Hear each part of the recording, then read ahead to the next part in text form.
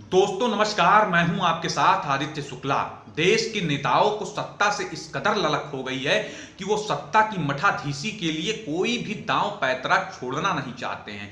चुनाव में भले ही उन्हें परिवारवाद, धार्मिक तुष्टीकरण और राजनीतिक अराजकता का पैतरा अपनाना पड़े तो वो उसमें पीछे नहीं हटेंगे।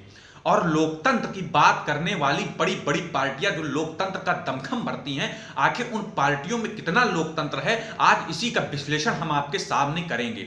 जी हां, समाजवादी पार्टी की लोकसभा प्रत्याशियों की पहली सूची आ गई, जिसमें 16 प्रत्याशियों के नाम घोषित कर दिए।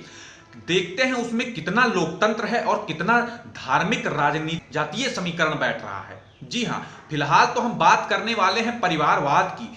जो चाहे कांग्रेस हो या फिर आरजेडी हो या फिर बीजेपी हो या फिर समाजवादी पार्टी हो, जो परिवारवाद का दमखम भरती है कि परिवारवाद से दूरी बनानी चाहिए, पहले हम उसी पर बात कर लेते हैं कि कितनी दूरी समाजवादी पार्टी ने लोकसभा चुनाव के लिए जो पहली सूची प्रत्याशियों की जारी की है, कितना परिवारवाद से दूरी बनाया है। जी हां, इसमें 16 प्रत्याशियों की सूची जारी की गई है, जिसमें टिकट दिया गया है मैनपुरी से डिंपल यादव को, बदायूं से धर्मेंद्र यादव को, फिरोजाबाद से अक्षय यादव को। अभी न जाने कितनी सूचियां आएंगी और कितने एक ही परिवार से सदस्य निकलेंगे लोकसभा प्रत्याशियों की सूची में, यह देखना बाकी होगा। वैसे पहली लिस्ट में 16 प्रत्याशियों की लिस्ट में इनके परिवार के 3 नाम पहले ही आ चुके हैं। अभी देखते हैं कितना नाम आगे आता है। हालांकि अब देखिए लोकतंत्र कितना है। समाजवादी पार्टी जो इंडिया गठबंधन का सदस्य दल है, आखिर उसने इंडिया गठबंधन के प्रत्याशियों को इस 16 प्रत्याशियों की सूची में कितना जगह दिया है, इसी से हम स्पष्ट कर लेते हैं। जिन 16 प्रत्याशियों का नाम इस सूची में आया है, उसमें से कोई भी नेता इंडिया गठबंधन का नहीं है। इसमें तो ऐसे भी नेता हैं जिनके बयानों से मुस्लिम वोटों का पोलराइजेशन हो जाता है। जी हां, हम बात कर रहे हैं संभल के सांसद शफीकुर रहमान बर्क साहब की। उनको भी पहली सूची में ही जगह दे दिया गया है। किसी भी इंडिया अलायंस की सदस्य को यहां पर टिकट नहीं दिया गया है, तो आखिर किस लोकतंत्र की बात समाजवादी पार्टी और इंडिया अलायंस करती है।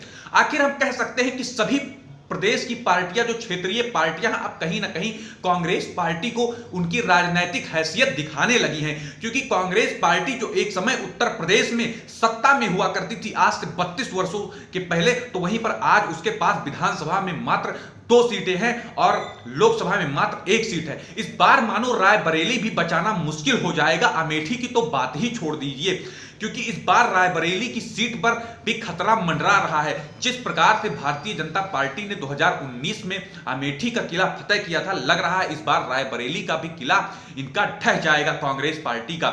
इसलिए कितना एकता बना करके समाजवादी पार्टी और कांग्रेस पार्टी चुनावी रण में उतरेंगे और एनडीए का सामना करेंगे। जिस प्रकार से इंडिया गठबंधन की नींव रखने वाले नीतीश बाबू ही स्वयं इंडिया गठबंधन छोड़ करके एनडीए के सदस्य हो गए और आज भारतीय जनता पार्टी के सहयोग से पुनः 9वीं बार बिहार के मुख्यमंत्री बन गए।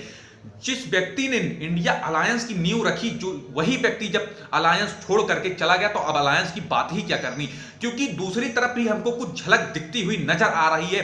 क्योंकि एक तरफ जहां पर ममता बनर्जी ने पश्चिम बंगाल में यह खुला ऐलान कर दिया कि इंडिया हम किसी के साथ लोकसभा चुनाव में मिल करके लोकसभा चुनाव नहीं लड़ेंगे, तो वहीं पर दूसरी तरफ आम आदमी पार्टी ने भी पंजाब में ये उसके क्रियाकलाप से नजर आ रहा है कि वो भी किसी के साथ गठबंधन करने के मूड में नहीं है। ऐसे में इंडिया गठबंधन कितना मिलजुल करके भारतीय जनता पार्टी और एनडीए का सामना करता है, ये देखना दिलचस्प होगा।